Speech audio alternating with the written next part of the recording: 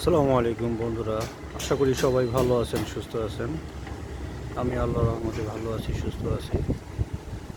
দেখেন আল্লাহর কত অপরূপ সৃষ্টি, চারদিকে শুধু আল্লাহর রহমতের বৃষ্টি হচ্ছে। আমরা সবাই চাইবো আল্লাহর পথে নিজেকে সঁপে দিতে। দুনিয়া কিছুই না, আখিরাতের জন্য কিছু আমল করেন, ভালো কিছু হবে। ৫ ওয়াক্ত নামাজ পড়ার চেষ্টা করেন, পরকালে শান্তিতে থাকতে পারবেন। সবার সাথে ভালো ব্যবহার করবেন, ভালো কিছু পাবেন।